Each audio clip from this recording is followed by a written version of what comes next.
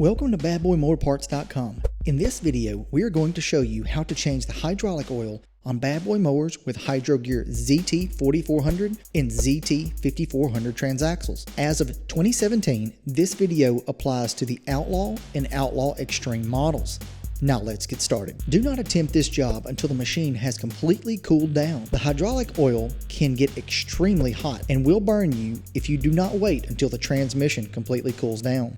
To complete this job, you will need 2 3-foot long 2x4s, 4 1.5 foot long 2x4s, 2 for chalking the front tires, and 2 for elevating the rear of the mower off the ground. You will also need 1 1 1/8 inch open end wrench or socket, 1 7/16 inch socket, 1 socket extension, 1 pair of needle nose style pliers, 1 funnel, 2 hydraulic oil filters, 1 large flathead screwdriver for ZT5400 bypass valves, 1 8mm or 5/16 open end wrench and marker for ZT4400 bypass valve, 1 12-inch or bigger drain pan with at least an 8-quart capacity. For units with the ZT4400 transaxles, you will need 2 gallons of Bad Boy hydraulic oil. The ZT5400 transaxles will require 3 gallons of Bad Boy hydraulic oil. The following procedure can be performed with the transaxles installed. This job is easiest if you have a helper. To start, have the mower on level ground and place the 2x4s butted directly behind the rear wheels as shown. Now slowly and carefully back the mower up until the rear of the mower is high enough to allow the drain pan to slide under the transaxle brace. Once the drain pan is able to fit under the transaxle brace, set the emergency brake and turn off the mower. Place 2 of the shorter 2x4s in front of the front tires to keep the mower from rolling forward. Open the bypass valve for each transaxle. For the ZT5400 transaxle, you will need to turn the left valve clockwise a quarter turn and the right valve a quarter turn counterclockwise. For the ZT4400 transaxle, you will need to mark the inner part of the valve with a marker for reference. Turn the valve 180 degrees until it faces the wheel. Do this for each side. To begin draining the fluid, first locate the hydraulic filter.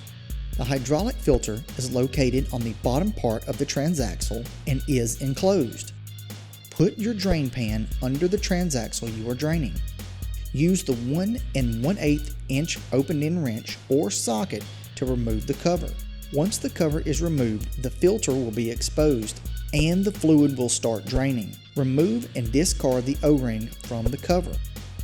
Use the needle nose pliers to slowly pull the filter out. Once the filter starts to come out, the fluid will start draining fast.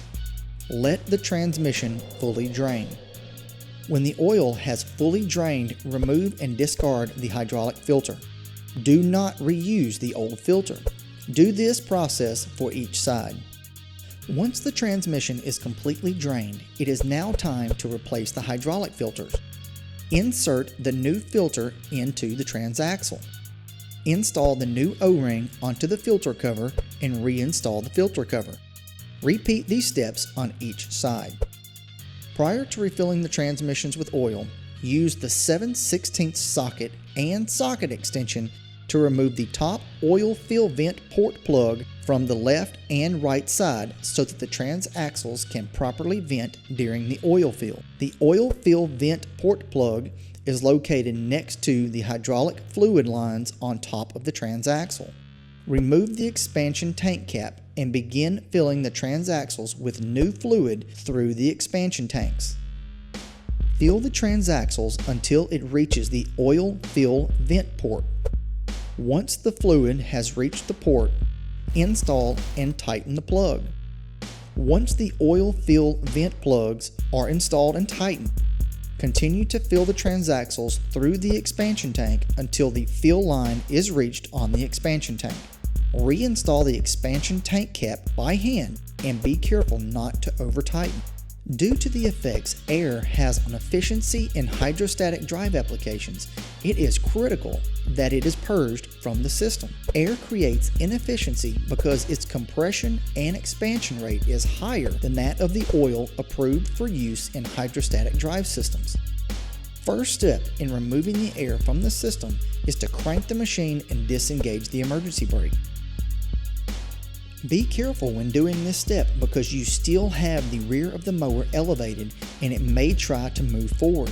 Make sure there is nothing or no one in front of the mower at this time. With the bypass valves open and the engine running, slowly move the lap bars forward and back. Do this 5 or 6 times. Now turn the engine off and set the emergency brake. Next, re-engage the bypass valves on both sides. To re-engage the transaxles on the ZT5400, turn the bypass screw on each side such that the screw head is in its beginning position. The screw head should be in the side-to-side orientation. To re-engage the transaxles on the ZT4400, turn the bypass valve pegs to where the marked side faces inward. Once each side is turned, the transaxles are re-engaged. Now that the bypass valves are closed and the emergency brakes set, remove the chocks from the front tires. Get on the mower and crank it up. Slowly move the lap bars forward until the mower is off the ramp.